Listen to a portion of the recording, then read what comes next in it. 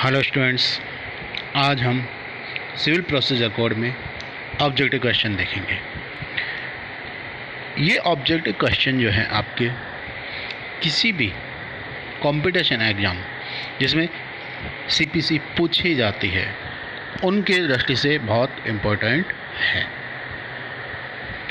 मैंने आप लोगों को पिछली क्लास में भी कुछ ऑब्जेक्टिव क्वेश्चन बताए हैं,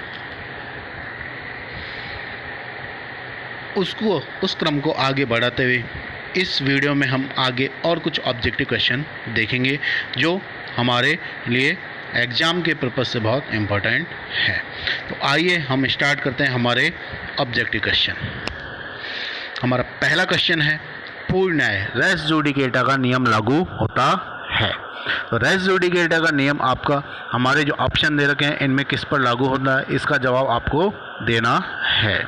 तो पहला ऑप्शन है आपका सहवादियों के बीच, सेकंड ऑप्शन है आपका सह प्रतिवादियों के बीच, थर्ड ऑप्शन है आपका दोनों ए और बी दोनों पर लागू होता है, और फोर्थ ऑप्शन है आपका ना तो ए और ना ही बी। तो इसका सही जवाब आपको बताना है कि रेस जुडिकेटा का नियम कहाँ लागू होता है।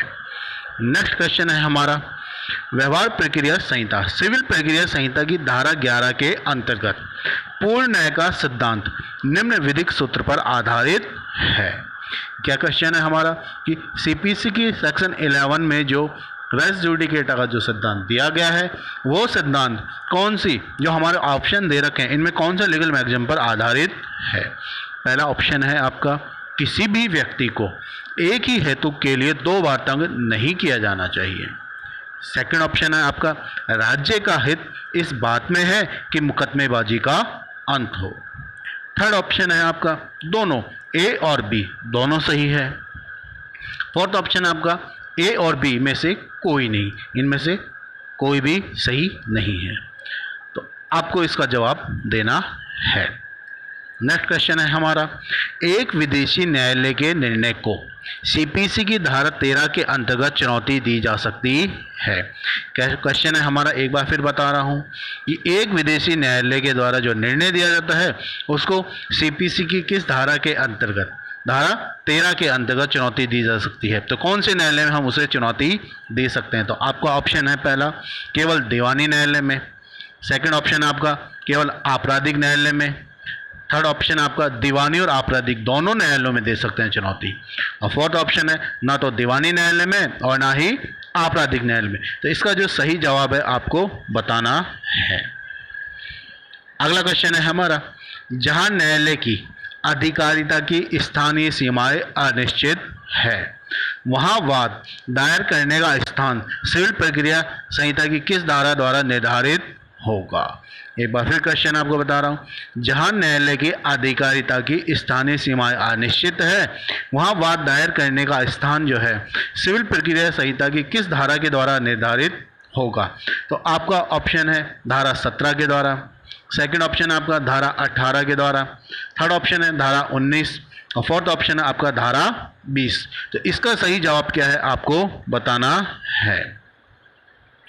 अगला क्वेश्चन है हमारा, सिविल प्रक्रिया संहिता 1908 के अंतर्गत वाद दायर के स्थान के बारे में कोई भी आपत्ति किसी भी अपील की जाएगी जब तक ऐसी आपत्ति या पुनरीक्षण वाले न्यायालय द्वारा तब तक अनुज्ञात नहीं होगी।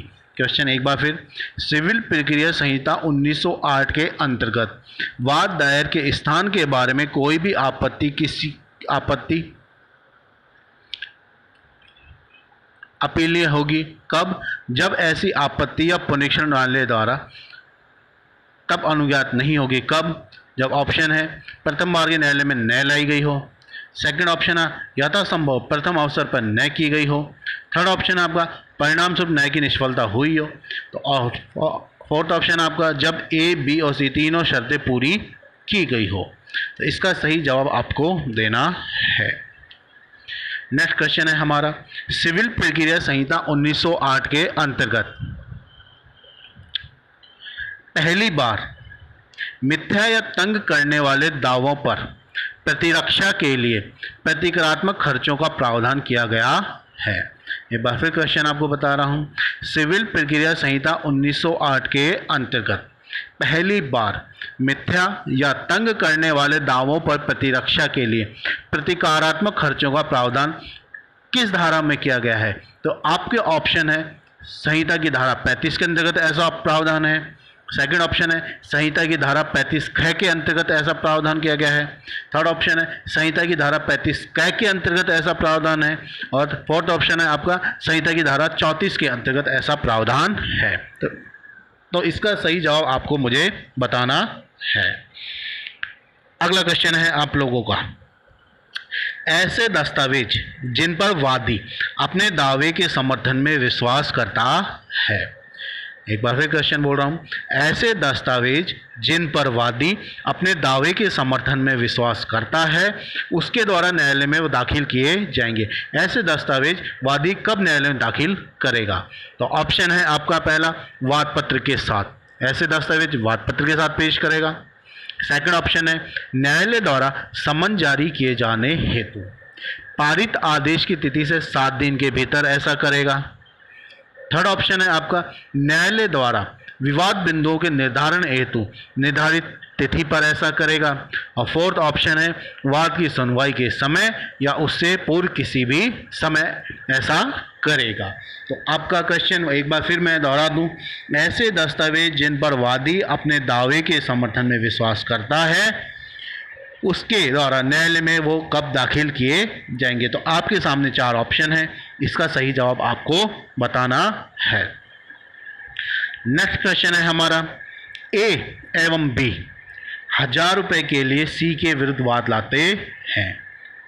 ए और बी 1000 रुपये के लिए सी के विरुद्ध वाद लाते हैं। सी का एक ऋण जो ए द्वारा उसे शोध्य है, यहाँ सी उस ऋण का ऑप्शन है आपका मुजरा बी के विरुद्ध कर सकता है।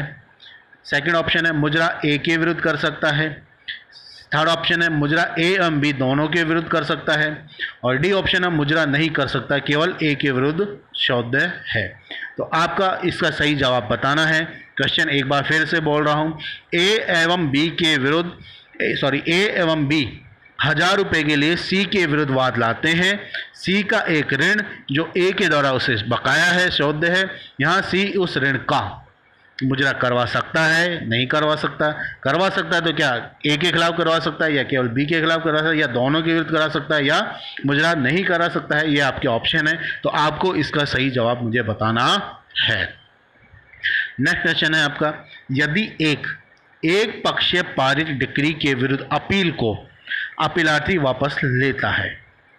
वापस से सुनिए क्वेश्चन, यदि एक पक्षीय पारित डिक्री के विरुद्ध कोई अपील को अपीलार्थी वापस लेता है तो आदेश 9 नियम 13 सीपीसी के तहत ऐसा आवेदन ऑप्शन है आपके निरस्त होगा।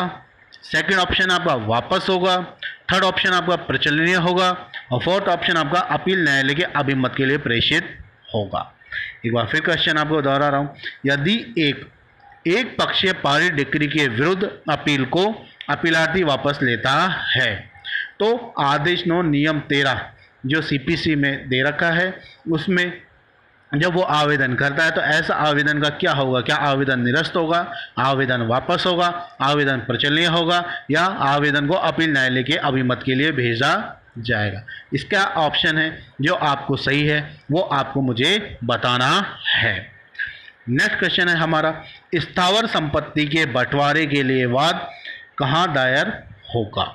एक बार फिर क्वेश्चन बता रहा हूँ, स्थावर संपत्ति के बंटवारे के लिए वाद कहाँ दायर होगा? तो आपके ऑप्शन है इसमें, जहाँ संबंधित वस्तु या संपत्ति स्थित है वहाँ होगा। सेकंड ऑप्शन है जहाँ प्रतिवादी वास्तव में और स्वेच्छा से निवास करता है वहाँ होगा। थर्ड ऑप्शन है आपका जहाँ प्रतिवादी कारोबार करता है वहाँ होगा। और फोर्थ ऑप्शन है आपका जहाँ प्रतिवादी अभिलाप के लिए काम करता है वहाँ होगा। तो इसका सही आंसर क्या है आपको मुझे बताना है।